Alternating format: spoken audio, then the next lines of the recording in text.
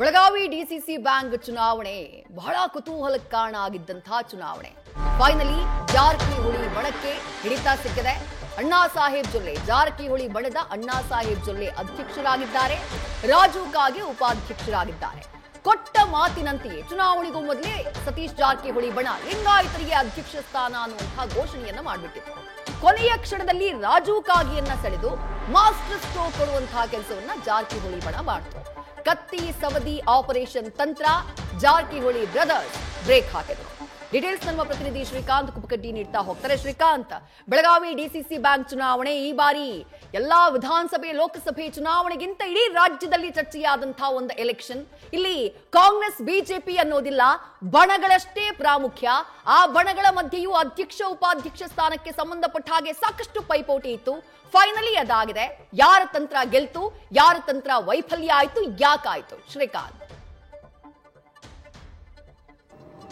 ನೋಡಿ ವಿದ್ಯಾ, ಪ್ರಮುಖವಾಗಿ Jarkiholi versus Saudi ಕತ್ತಿ ಬಣದ ನಡುವೆ ತೀವ್ರವಾದಂಥ ಪೈಪೋಟಿ ಏರ್ಪಟ್ಟಿತ್ತು. ಜೊತೆಗೆ ನಾವೇ ಏನಂತಂದ್ರೆ ಡಿಸಿಸಿ ಬ್ಯಾಂಕ್ನ ಅಧ್ಯಕ್ಷರಾಗ್ತೀವಿ, ನಮ್ಮ ಅಭ್ಯರ್ಥಿಗಳೇ ಅಲ್ಲಿ ಕೂಡ್ತಾರೆ ಅನ್ನೋ ಒಂದು ಚಾಲೆಂಜ್ ಅನ್ನ ಎರಡು ಪಾರ್ಟಿಗಳು ಮಾಡ್ಕೊಂಡಿದ್ದು. ಪ್ರಮುಖವಾಗಿ ಏನಂತಂದ್ರೆ ಇತ್ತೀಚೆಗೆ ಬಾಲಚಂದ್ರ ಜಾರಕಿಹೊಳಿ ನೇರವಾಗಿ 50 ಕೋಟಿ ರೂಪಾಯಿ ಬೆಟ್ಟಿಂಗ್ ಅನ್ನ ಕಟ್ಟಿದ್ರು.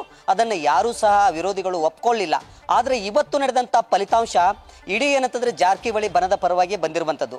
ಏನು ಜಾರಕಿಹೊಳಿ ಬಣದಲ್ಲಿದ್ದಂತ ಏನು ಚಿಕ್ಕೋಡಿ ಲೋಕಸಭಾ ಕ್ಷೇತ್ರದ ಮಾಜಿ ಸಂಸದರಾಗಿರುವಂತ ಅಣ್ಣಾ ಸಾಹೇಬ್ ಜೊಲ್ಲೆ, ಹಾಗೇನೆ ಕಾಗವಾಡ ವಿಧಾನಸಭಾ ಕ್ಷೇತ್ರದ ಕಾಂಗ್ರೆಸ್ MLA ಆಗಿರುವಂತ ರಾಜು ಕಾಗೆ ಅವರಿಗೆ ಈ ಒಂದು ಸ್ಥಾನ ಸಿಕ್ಕಿರುವಂತದ್ದು. ಸಹಜವಾಗಿ ಏನಂತಂದ್ರೆ ತಾವು ಏನು ಜಾರಕಿಹೊಳಿ ಬ್ರದರ್ಸ್ ಮುಂಚಿತವಾಗಿಯೇ ಘೋಷಣೆ ಮಾಡಿದ್ರು, ಏನು ಪ್ರಚಾರ ಸಂದರ್ಭದಲ್ಲಿ ನಾವು ಈ ಬಾರಿ ಏನಂತಂದ್ರೆ ನಮ್ಮ ಬಣದಿಂದ ಗೆಲುವನ್ನ ಸಾಧಿಸಿ ಒಂದು ವೇಳೆ ಮೆಜಾರಿಟಿ ಬಂದಂತಹ ಸಂದರ್ಭದಲ್ಲಿ ಏನು ಡಿಸಿಸಿ ಬ್ಯಾಂಕಿನ ಅಧ್ಯಕ್ಷ ಉಪಾಧ್ಯಕ್ಷರನ್ನಾಗಿ ಲಿಂಗಾಯತ ಸಮುದಾಯದವರನ್ನೇ ಮಾಡ್ತೀವಿ ಅನ್ನೋ ಮಾತನ್ನ ಹೇಳಿದ್ರು. ನೋಡಿದಂತೆ ಈಗ ನಡೆದುಕೊಂಡಿದ್ದಾರೆ. ಇನ್ನೊಂದು ಕಡೆ ಏನಂತಂದ್ರೆ ಜಾರಕಿಹೊಳಿ ಬ್ರದರ್ಸ್ ಇನ್ನೂ ನಾವು ಏನಂತಂದ್ರೆ ಜಿಲ್ಲೆಯಲ್ಲಿ ಬಲಾಢ್ಯರಾಗಿದ್ದೀವಿ ಅನ್ನೋ ಒಂದು ಸಂದೇಶವನ್ನ ಏನು ಇವತ್ತು ನಡೆದಂತ ಡಿಸಿಸಿ ಬ್ಯಾಂಕ್ ಚುನಾವಣೆ ಫಲಿತಾಂಶದಿಂದ ಸಾಬೀತುಪಡಿಸಿರುವಂಥದ್ದು. ಯಾಕಂತಂದ್ರೆ ಬಹಳಷ್ಟು ಇತ್ತೀಚೆಗೆ ನಡೆದಂಥ ಹುಕ್ಕೇರಿ ವಿದ್ಯುತ್ ಸರಬರಾಜು ಸಂಘದ ಚುನಾವಣೆ ಸಂದರ್ಭದಲ್ಲಿ ಬಹಳಷ್ಟು ಏನಂತಂದ್ರೆ ವಿರೋಧಿಗಳು ಅಪಪ್ರಚಾರವನ್ನ ಮಾಡ್ತಾ ಇದ್ರು. ಇನ್ನು ಏನಿದ್ರು ಏನಂತಂದ್ರೆ ಜಾರಕಿಹೊಳಿ ಅಧ್ಯಾಯ ಮುಗಿದೋಯ್ತು, ಅವರ ಏನು ಕೋಟೆಗೆ ನಾವು ನುಗ್ಗಿದ್ದೀವಿ ಅನ್ನೋ ಮಾತನ್ನ ಹೇಳ್ತಾ ಇದ್ರು. ಆದ್ರೆ ಈ ಚುನಾವಣೆಯಲ್ಲಿ ಒಂದ್ ಕಡೆ ಏನಂತಂದ್ರೆ ನಿರ್ದೇಶಕರ ಆಯ್ಕೆ ಚುನಾವಣೆಯಲ್ಲಿ, ಮತ್ತೊಂದು ಕಡೆ ಏನಂತಂದ್ರೆ ಡಿಸಿಸಿ ಬ್ಯಾಂಕ್ ಅಧ್ಯಕ್ಷ ಉಪಾಧ್ಯಕ್ಷರ ಚುನಾವಣೆಯಲ್ಲಿ ಈ ತಮ್ಮದೇ ಅಭ್ಯರ್ಥಿಗಳನ್ನ ಗೆಲ್ಲುವಂತೆ ನೋಡಿಕೊಳ್ಳುವ ಮೂಲಕ ಜಾರಕಿಹೊಳಿ ಬ್ರದರ್ಸ್ ಏನಂತಂದ್ರೆ ಪಾರುಪತ್ಯವನ್ನ ಮೆರೆದಿರುವಂತದ್ದು. ಮತ್ತೊಂದು ಕಡೆ ಏನಂತಂದ್ರೆ ಸಹಕಾರಿ ರಂಗದಲ್ಲಿ ಜಾರಕಿಹೊಳಿ ಬ್ರದರ್ಸ್ ಏನಂತಂದ್ರೆ ಸಂಪೂರ್ಣವಾದಂತ ಹಿಡಿತವನ್ನ ಸಾಧಿಸಿದ್ದಾರೆ. ಯಾಕಂತಂದ್ರೆ ಇದುವರೆಗೆ ಪೂರ್ಣ ಪ್ರಮಾಣದಲ್ಲಿ ಡಿಸಿಸಿ ಬ್ಯಾಂಕ್ ಅನ್ನ ತಮ್ಮ ಹತೋಟಿಗೆ ತೆಗೆದುಕೊಳ್ಳಲಿಕ್ಕೆ ಸಾಧ್ಯ ಆಗಿರಲಿಲ್ಲ. PLD ಬ್ಯಾಂಕ್ ಆಗಿರ್ಬೋದು, KMF ಆಗಿರ್ಬೋದು, ಬೇರೆ ಬೇರೆ ಏನು ಸಹಕಾರಿ ಸಂಘದ ಚುನಾವಣೆ ಏನಿದೆ ಅಲ್ಲಿ ಪಾರುಪತ್ಯವನ್ನ ಸಾಧಿಸಿದ್ರು ಮತ್ತು ಗೆಲುವನ್ನ ಸಾಧಿಸಿದ್ರು, ಹಿಡಿತವನ್ನ ಸಾಧಿಸಿದ್ರು. ಆದ್ರೆ ಡಿಸಿಸಿ ಬ್ಯಾಂಕ್ ಮೇಲೆ ಪೂರ್ಣ ಪ್ರಮಾಣವಾದಂತಹ ಹಿಡಿತವನ್ನ ಸಾಧಿಸಲಿಲ್ಲ.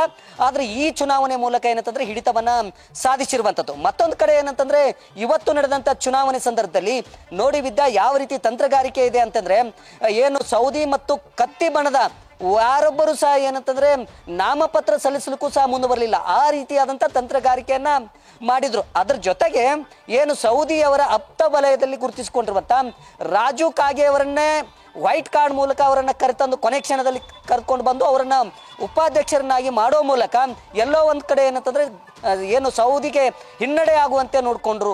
ಇದು ಒಂದು ವಿಚಾರ.